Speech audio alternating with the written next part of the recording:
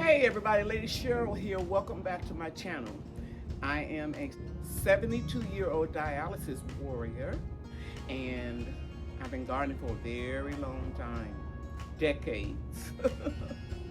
And I just want to share with you that I love to share with you what I'm doing from beginning to end. And I have my tripod set up, so I hope that this is recording well, because it is hot out here. Yesterday was 106 degrees. I don't even want to talk about the heat index. And today we're supposed to have another temperature of 106 degrees. I'm in garden zone 8A in Mesquite, Texas, and I'm starting my fall garden and my cleanup. I think I'm too far away from the tripod, so I came in a little bit closer. I hope you enjoy this video. Let's get started. It is Friday, August 14th, I believe. We are expecting another day with triple-digit temperatures. It's early in the morning. The sun is just coming up. And I'm going to plant some marigolds. See all these seeds I've been collecting? And those are the black eye and pink eye peas. They grow so similar that I just saved them together. And then I got these radishes. It only takes 24 days for these. It won't be the ideal temperature, but you know, I'm just going to put some in one of my new garden beds and keep it moving. Okay, I don't need to share with you how I plant these. I call myself always trying to give instructions on everything that I do because I have a lot of new gardeners. But as you can see, it takes 24 days for these to mature. And I'm going to put the seeds down about a half an inch. I'm going to sow them closer together than it is recommended because I have a small space garden. And these are what you call French breakfast radishes. Okay, so I'm going to go ahead and plant these and a lot of marigolds, because the marigolds, I will be putting them all over the garden to repel insects. And I'm going to plant them in that new little garden bed right there. Okay, from here all the way to here, I planted the breakfast French radishes. And here are probably 1,000 marigold seeds I have collected during the season. And I planted some of those from here all the way to here. And I'm going to water them in real well. And I heavily planted them because I know that these marigolds are very easy to prick out and transplant. Not the radish. I don't move root crops. I can thin them out, but I won't prick them out and put them someplace else. But the marigolds are very easy to move. Here's a quick update on the seedlings that I started upstairs in my room. And I want to show you that I can just take one switch and turn the lights out. You see they're off. I was not germinating them under the light, but I turned them on. Let me click it. Now that I have several germinated, I put them under the light. And right here, I have the ones that are not showing any signs of germination. My experience has taught me that lettuce and spinach takes a little bit longer, but it's warm up under here where the light is. This is pretty warm, so it's just like putting it on a heating pad. I have heating pads outside.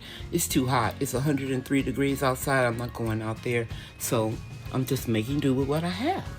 So every day I would check them, and as they germinate, I'll put them under the light, and it's about 3 inches from the seedling. Okay? And I have my water close by. If I need to mist them with water, I can do so. But already you can see that the heat from the grow lights, and there they are right there, is adding some warmth in here, and you can see the moisture more so. Okay, I'll bring you back when some more pop up. Guys, it's currently 104 degrees in Mesquite, Texas. I just came out to turn my solar power fans on because I forgot to turn them on before I went to church.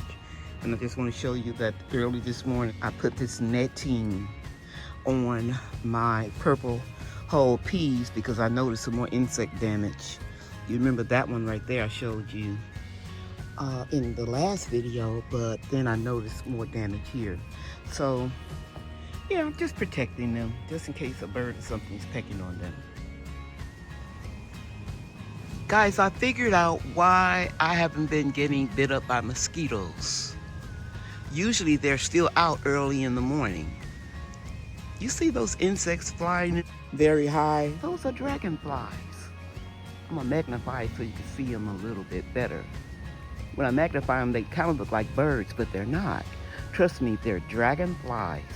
I thought I wasn't getting bit up by mosquitoes because of my spray that I make with essential oils that repel insects. All this time I thought I was a genius. But these dragonflies are eating the mosquitoes. Last year we didn't have any at all. It's really weird. Another thing I'm kind of stunned about is we didn't have any leaf hoppers last year. Now we have a lot of leaf hoppers. I mean, they are right over me.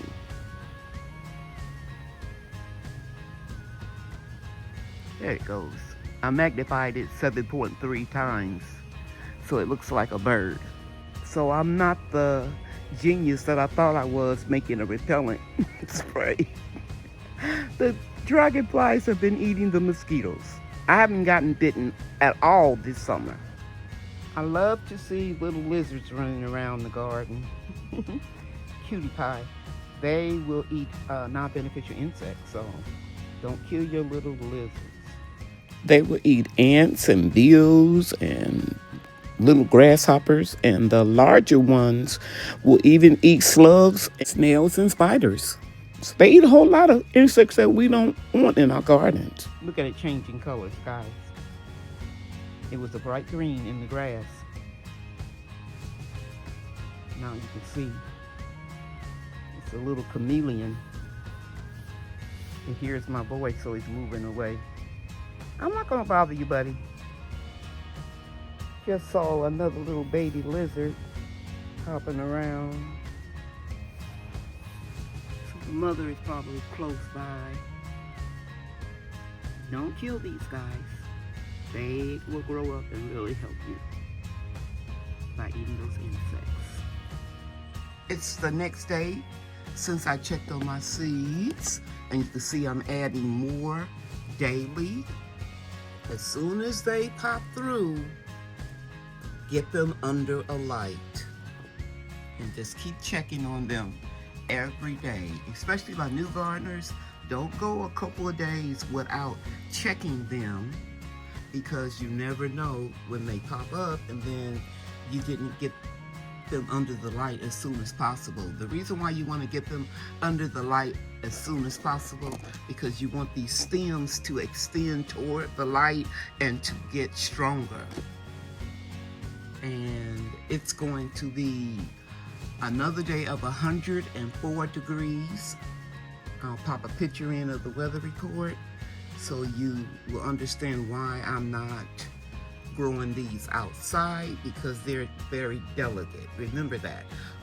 Leafy greens are more delicate than things like peas and beans and beets and most flowers like the marigolds I'm germinating outside.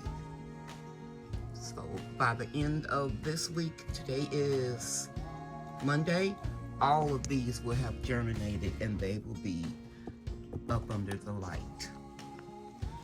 One more thing I want to share with you. You see this reflective mylar paper behind my seedlings and on the side, and I don't have it right here.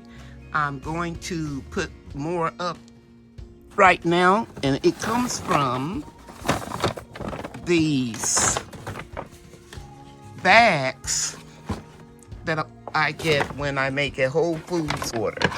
They're insulated to keep the food cooler. And so what I do is I just cut them at the bottom and save them so I can use them on my shelving unit when I'm germinating my seeds. Today is Monday and my radishes germinated in this new elevated raised garden bed. I'm still waiting on the marigolds. They take a little bit longer, but I'm not going to take any chances of getting insect damage. So I'm going to put netting, like I did over here, on this bed. And that's why I always have my hoops ready for anything. So I'm going to get some clips and some netting, and I have some right here. And I'm going to cut a piece to fit this bed. I'll be back when I have it all done. I just put it on, drape it over, and secure it with my clips that I told you guys in another video that I use for everything. Now, it is too hot to start seeds outside. They would burn up. So that's why I water only my new seedlings every day.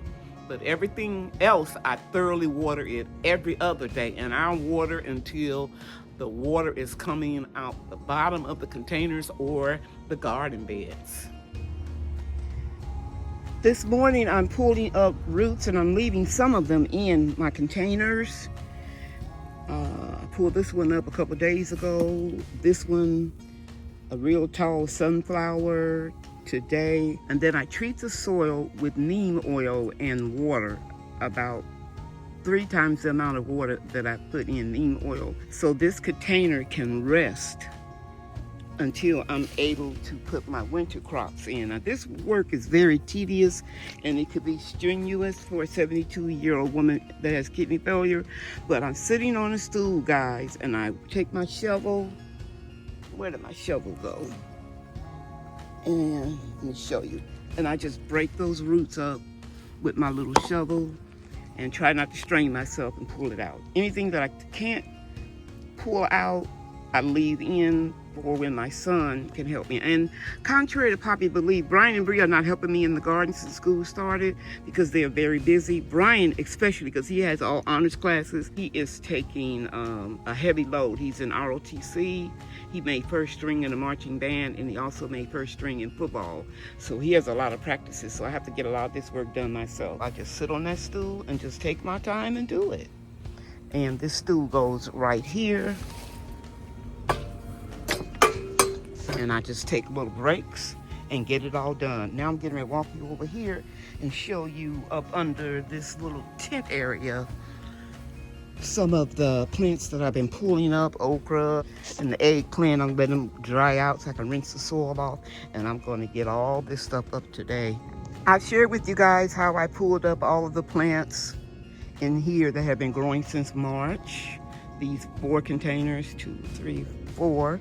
I would just water them, and you guys know I treated them. I treat the trellis. You can see some of the sulfur spray still on the trellis. Anything that has powdery mildew on it that I pull up, I don't put that in the compost because that powdery mildew spore can get in your soil. So I'm always fighting it.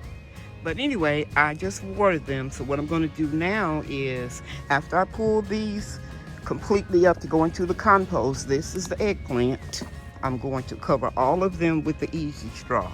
I'll be back. I worked a little bit longer than I planned to in the garden today. I usually do 30 minutes. I was out here an hour today because I decided to put straw in some of the plants, and I thought it was necessary for me to tell you that there's a little organic tack in the straw that allows it to adhere so that it won't blow everywhere. So make sure that you water it in. This is easy straw. I used to get it from Amazon, but now I get it from Tractor Supply because I can find it on sale for $17.99. And when I catch it on sale, I get 2 bags and put one in our shed for when I need it again. I decided to go ahead on and take all of the okra out right here. And then I had Minnesota midget cantaloupe right there. So I'm going to water this straw in real well. Now you see these okra pods right here? I'm letting them stay here. There wasn't any powdery mildew, so I'm going to let them go ahead on and dry out and use it for seed. I'll go to dialysis in the morning, leaving the house at 6 o'clock, and then I'll water the seeds as soon as I come home, and that's it for that day also. Thank you all so much for watching my video. Please stay tuned. I'm taking you step by step with my garden clean up, how I'm starting seeds inside, and when I will plant them in the garden containers and garden beds. If you follow along, I'll be happy to share everything with you that I know. Guess I should say, thanks for watching. Bye now.